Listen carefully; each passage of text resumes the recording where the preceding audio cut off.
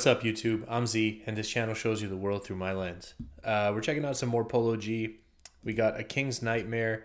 I have a lot of Polo G requests, but, just like a lot of the artists I have a lot of requests for, sometimes it's like I'm drowning in requests and I don't know what to grab onto or which one to go towards. And sometimes it's just the title of a track that like catches my attention. So when I saw that this song's called A King's Nightmare, I think it instantly grabbed my attention. I was like, I want to know what this is about. So that's why we're here. I'm really enjoying my journey through Polo G. I think he's incredible. He's very good, very talented artist. I appreciate you guys showing him to me because this is the great thing about this channel. I don't know that I would have discovered him on my own or checked him out on my own, but now I am. So very cool. I got the lyrics video pulled up here so I can keep looking at the screen. This is my last reaction for tonight. So let's do this. I know that was very cool, but try to contain yourself.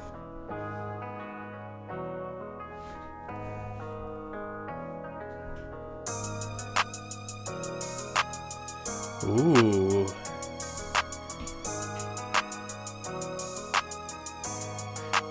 So before he starts rapping, right away, like the title of the track and the sound of the instrumental, fitting that you're hearing that, like, so it started off with just this, right? But now, that sound, that's very fitting. It almost has like a sort of an eerie sound to it. Could go with like the nightmare part of this. Again, I don't know where this is gonna go, but in terms of just the title and the instrumental, that was cool.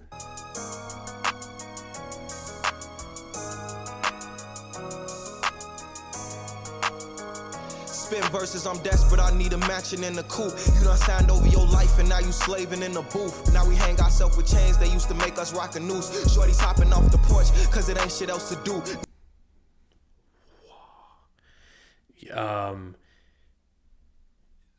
So first of all, the instrumental, like the bass is very heavy, which is interesting. Like I think it's heavy, but when it's heavy and loud, it can drown out everything. So this feels more like it's just heavy. So it's not like taking over completely, but it's definitely very like noticeable. So right away, we're getting into some deep stuff here. You signed over your life and now you're slaving in the booth. Now we hang ourselves with chain that used to make us rock a noose. So I think we're already starting to see like an analogy forming here between like actual slavery and then like what people sometimes describe as slavery or like new modern day slavery for these artists that, look, take it with a grain of salt. I know people are like, oh, they make millions, they take whatever. But in the sense that they are a slave to what the record labels want them to make, nowadays what the algorithms dictate should be made. So I think we're seeing that analogy forming already. Number trouble in the hood, no rock a noose. Shorty's hopping off the porch, cause it ain't shit else to do. Number trouble in the hood, no more sentence for the youth. You a king, you not a gangster, I'm just telling you the truth. Please just take my word, cause they done scrambled all the proof. His big bro ain't trying to warn them, he just taught them how to shoot. Out there warring with each other, will there ever be a truce? Why the fuck we into it? I'm going through oppression too. Feel death in the air, it's like a nightmare, this shit is scary, ran for game. Now your casket is getting carry, mama break down. You getting put in that cemetery, shit fucked up my mental. Seen too many obituaries, these bodies keep dropping. Summer cold like it's January. When you die, they gon' praise you. Now they see that you legendary. Just another cold case, look what they did to Kanika. Hit them screams. I'm gonna pull this back a little bit. You know what? I really like this because I think there has to be multiple sides to artists, just like there's multiple sides to people. And, I think he showed, there was a song I did that I reacted to, that he showed like another side of himself. Now, obviously, like these are the sides of the artist that I like more, like the more conscious side of the artist. But I like seeing the versatility that there was something else as well, instead of just one type of music.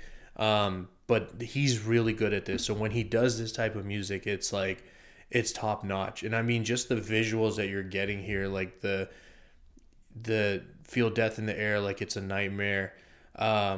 riding for gang. Now your casket is getting carried. So like we're just getting like these visuals that are coming through. You can kind of see a scene unfolding.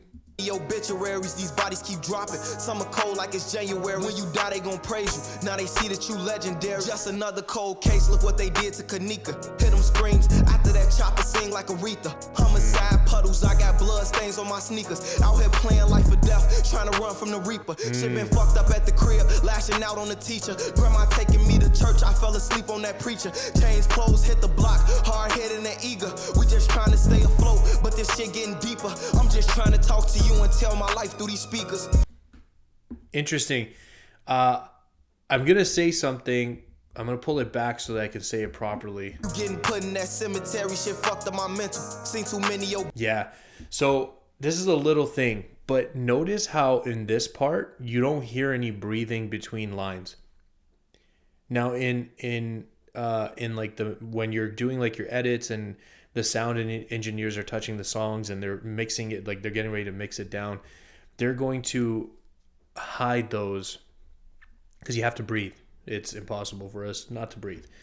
But now listen as we go. Obituaries, these bodies keep dropping. Summer cold like it's January. When you die, they gon' praise you. Now they see that you legendary. See, it's starting to come up. Cold case. Look what they did to Kanika. Hit them screams. After that chopper sing like Aretha. And now, homicide listen. puddles. I got blood stains on my sneakers. Out here playing life or death. Trying to run from the reaper. Shit been fucked up at the crib. Lashing out on the teacher. Grandma taking me to church. I fell asleep on that preacher. Change clothes, hit the block. Hard headed and eager. I don't think that that's accidental. Like, these are things that I noticed, and it wasn't something that stood out to me in the first probably third of the song. And here it's starting to become more prominent and more consistently showing up. And it sounds loud now, right? Like, they're not making any effort to hide it. So I think that's purposeful as like this story is unfolding and as the comparisons and analogies continue to happen. That type of breathing can almost be associated with desperation, right? Like we need, like, almost pleading and desperation, like that type of sound. I think that's a very effective, like, little touch there in the back that I'm not sure everybody would have noticed. Trying to run from the reaper. Shit been fucked up at the crib. Lashing out on the teacher. Grandma taking me to church. I fell asleep on that preacher. Change clothes, hit the block. Hard headed and eager. We just trying to stay afloat. But this shit getting deeper. I'm just trying to talk to you and tell my life through these speakers. Yeah, I conquered them struggles. I just had to stay focused. Told myself that I'm the greatest. I won't wait till they notice. When nobody held me up, when I was down in my lowest. I'm the only one believe when everybody was hopeless. When nobody helped me up when I was down in my lowest. Told myself I'm the greatest. I won't wait till they notice. That's nice. And this is true. Like, you have to believe in yourself. Like, the reality is, if you're waiting for external validation, not only is there no guarantee that it'll ever come, but you're going to live a very sad life because people will let you down. Always. And like, if they gave you that external validation on the last thing you did, just understand there's no guarantee that they'll give it to you on the next thing you did. It's just how we are. Like, we don't bank credit from the previous thing you did. And then on the next one, it's like, oh, I didn't like it that much. But because he did so well in the last one, I'm still going to be super supportive and be like, yeah, you did great. People are going to be like, oh, like, he sucks now. He fell off. He's not good. This is just what people do, right? So the external validation is a crazy, crazy drug. And you should just stay away from it. Like, believe in yourself. That intrinsic motivation is really important. He held me up when I was down in my lowest. I'm the only one believe when everybody was hopeless. I done got so used to funerals, can't show no emotion. Man, this lifestyle That's crazy.